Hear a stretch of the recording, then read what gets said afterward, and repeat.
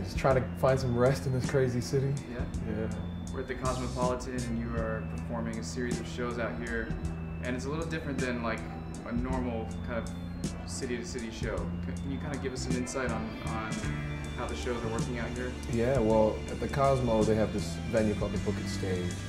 And when I'm performing, I'm getting an audience of some local, you know, Las Vegas folks, but also just passers-by, people that are at the Cosmo to have a drink or here to gamble. So the audience is kind of many and varied.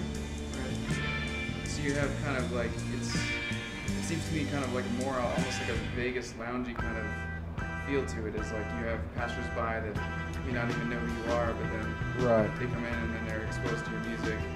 And you get to do a couple different shows throughout the whole weekend. Yeah. Yeah. 2 shows a night and basically just play whatever I want. Playing songs off my new album, Good Things. Right. Just to, you know, expose it to people who don't know, and I haven't played any of the songs in Las Vegas yet, so. And are you switching up the set every night, or are you just kind of like doing different You know what, things? every show is a little bit different, maybe 1 or 2 songs, but the first set and the second set are quite significantly different. So, I want to talk to you about the difference between your 2 solo albums. Mm-hmm. Your first album is more kind of a collage of like different sounds and styles, and you were kind of showing off like your various talents and your like, I guess like dexterity as far as just to do different sounds. And this album is more kind of a classic soul sound. Yeah. Where do you think you'll take the music next? Well, I mean, you know, I've been working with DJ Exile and our group Emanon for, you know, over a decade. And the next album that I have planned to release is an Emanon album called Bird's Eye View. And after that, I'll probably stick to the soul music for just a little bit longer and use that to expand, you know, my focus as an artist. I released Shine Through as a multi-genre album, almost like a table of contents for my career. Right. You know, saying that in Aloe Blacc's career, you're gonna hear hip hop, soul, dancehall, salsa, R&B, and electronic folk. So, of course, the first chapter is soul music, and then next will be the Emanon chapter, so that's hip hop, and the next chapter will be, who knows. Right. And so do you feel like, being that this album kind of hit for you, and like your singles blowing up, and you're on Conan and a lot of different night shows, and you're doing a weekday tour pretty soon? Is that right? Well, full Europe tour, yeah. Right. Okay. So with that being said, like you have a whole new audience that were not exposed to you before, like maybe aren't familiar with Stone's Throw, aren't familiar with Emanon. Do you feel like you have to play to that audience now that your music has been established on like a larger scale through them, or? You know what? I don't feel like I have to play to any particular audience. Right. I think what is communicated is good music, right. And good music translates across, you know, every different type of music lover. Right. And we're in a generation now where it's kind of the, I call it the shuffle generation. Everybody's got multiple genres in their media player, and they're always playing, you know, a shuffle of every single style. So they're comfortable listening to soul music. Right, right. And so going back to the Emanon, and a lot of people that aren't familiar with Emanon, basically it was you and Exile. Mm-hmm. And so it's kind of funny because you had Exile who kind of really got his name out there as a solo producer in the last couple of years, especially with the album you did with Blue. Yeah. And now you've kind of really established yourself as a solo artist. So now we kind of have the perfect storm for the reunion record. Absolutely. I think it's great. It's an amazing moment. We separated basically right after the Emanon album, The Waiting Room. Yeah. And it wasn't like a specific separation. Right. I got signed to Stone's Throw as a solo artist to do some work, but Exile and I were still working together.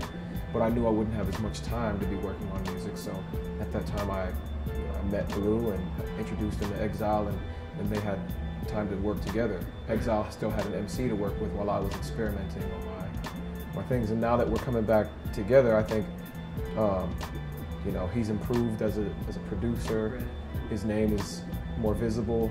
I think I've improved as an artist, as a songwriter, Right. and it's a good combination. Right.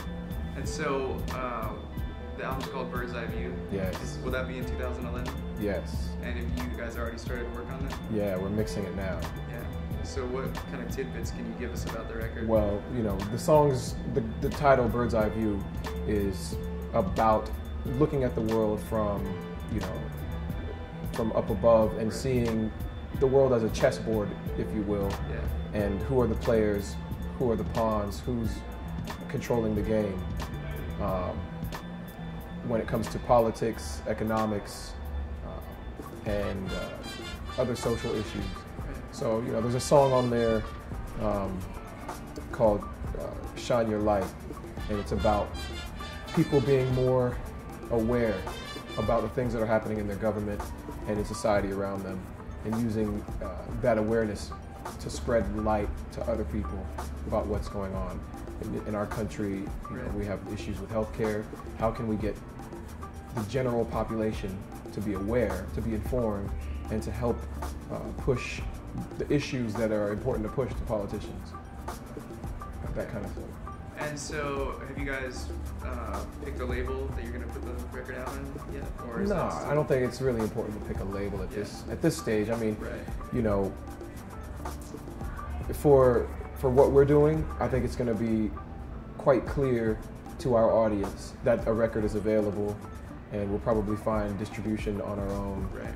and just manage the project ourselves. Yeah. And how about any collaborations you can speak on the record, or? No, not yet. So we finished the album. Right. I recorded 30 songs. Exile's gonna pick, you know, the top 15, and then maybe I'll pick the top 10 out of those 15. Right. Then we'll decide out of the group of artists that we commonly work with, like Blue, Fashawn, with Blame and DJ Day. We'll decide like who we want to be on what song and in what capacity. You know, I think as a group, there's a lot already going on between Exile and I. Not much room for an extra person to fit in. So, have you kind of mapped out where you want to take your music after the Emanon record? After the Emanon record, I am, you know, I'm poised to release one of 4 different projects that have been unreleased for a set amount of years. But I think I'm going to go back in the studio and record some new stuff. I'm really digging the psychedelic soul jazz sound, Yeah. like Eugene McDaniels or something like a Gary Bartz. Right. And of course, Sly Stone and Shuggy Otis. So these kind of styles are influencing me now, and I have some ideas on songs that I'd like to go in the studio and record. So I actually heard a rumor that you had a children's album that was unreleased. Yeah, in 2005 I recorded a children's album as a Christmas present for my niece. Yeah. And then you know, I had this bird brain idea to actually make a CD and press it up and give it away to friends. Yeah. And you know, even Peanut Butter Wolf thought that it might be interesting to drop a 45 with one of the songs on it. But I think in the future, as you know, as my career develops and grows, I think I'll be able to release something like that. You know, as a citizen of the music world, doing something that's respected by parents, and you know, I don't look weird as some random underground artist recording a children's album. Right. Cool. Well, is there anything else you want to add? Just, I think it's just about time for people to look into what is going on with the Emanon project and what I'm doing, my solo stuff. So, you know, get a copy of Good Things, and get a copy of Shine Through and The Waiting Room, and look out for the new stuff. Cool. All right. Thanks a lot, man. Yeah.